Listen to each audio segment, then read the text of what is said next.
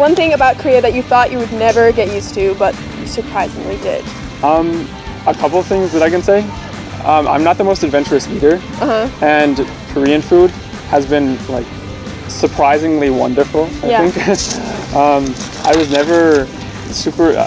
I was never super into like ethnic food of any kind.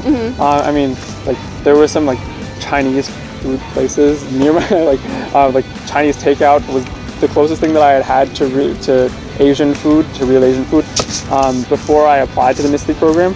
However, before coming, once I found out that I got in, and even before that a little bit, I looked at some Korean restaurants around my area, and I was able to get a very light sampling of Korean food, and even at that, slightly Americanized sampling of Korean food. So it's something. Yeah, it's something, and it was a start. But I was obviously coming to Korea and experiencing the wide variety of all Korean food, and you'll find things that you never want to touch. Like, Samnakji. Gross. Oh, really? Samnakji? Have you tried it? Once. Okay. Once was enough. Okay. It was actually tangent. This is like 10 days after I arrived in Korea. Oh wow. Oh, so gosh. and I actually did not eat meat. Oh really? Before I came. You were here. a vegetarian? I was like an off and on vegetarian. I wasn't like committed, but like I don't know, meat kind of grossed me out. But like I came to Korea and I was like, this is not gonna work. So I was like slowly just kind of like easing myself back into the whole like meat thing. And then my host family has Hoesik at their restaurant because they worked at this place called Simpo Urimandu. It's like a chain restaurant. You can find them all over Korea.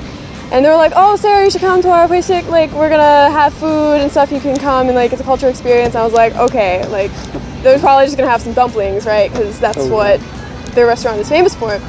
And my host mom comes out of the kitchen with this big bubbling pot of something, and I'm just like, wow, that must be really hot because it's still moving. Like the water is just like bubbling it up a lot, and like she puts it down, and the food was alive. Like it was moving in front of me. People just start eating it like it's totally normal. Yeah. And I'm just like how do you deal with it? Because I didn't want to be rude to my host family. I described in their country, and like they were giving me this thing. Like it's pretty expensive, I think, to prepare, and like they had made it special for that day. So I tried a little bit, but it was not to my liking. So I did not eat it ever again. I've personally never tried samnakji, but I have heard that it's good. Maybe it is. Maybe my perceptions were just like tainted, but maybe you weren't used to Korean food at that point, or just the shock of, I think, seeing a nearly living octopus in front of you and having never seen something like that before, I think would definitely color my perception of the taste. But yeah, some things like I'm like sundae and sundaegu. I never want to touch. Some people like it, some people don't. But and that's okay because we're all different, and that's what exchange is all about. That's true.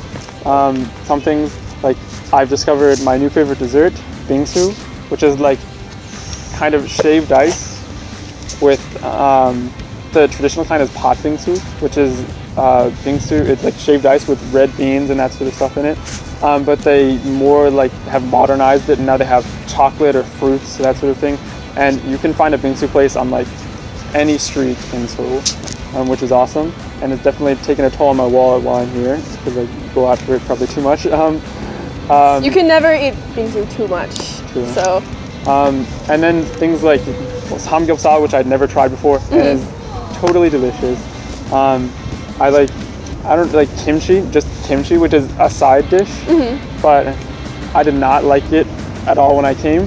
And now I think more so than liking it, it's become something that you almost feel like your meal is incomplete without it. It's like you can't have your cereal without kimchi. Exactly. Like, I mean, Koreans don't really eat cereal, but I did have a kimchi withdrawal syndrome. I go back to America. Oh wow. So I'm worried now. It's cool. It's cool. I'll show you the places that have good kimchi. Excellent. So. Okay. And in addition to food, the question was things that I didn't think that I would like. Uh-huh. Okay. So another thing Well, with Korean culture in general, the biggest things with the Hallyu wave are K-pop and K-dramas, and those things have like just exploded in the rest of the world. I watched one Korean drama before I came, which was Boys Over Flowers, and I think that gave me a not very good idea of what all Korean dramas were about. If you guys have seen Boys Over Flowers, you may understand. But Okay, we're good. but having come to Korea and like having like either my Korean friends or my family recommend dramas to me or watch dramas with my family or stuff like that, I've gotten to see ones that are not Boys Over Flowers and that I've really, really enjoyed. So that's something that I didn't really expect to like when I came. K-pop as well. I'm not really a fan of pop music in general, even in America. I was always more into classical music and those sorts of genres. But like having lived in a place where it's all around you, everywhere you go, like you hear K-pop on the streets and that sort of thing, and that's what your friends in school are listening to and that sort of thing. So getting myself. That's like a talking point. It's true. So.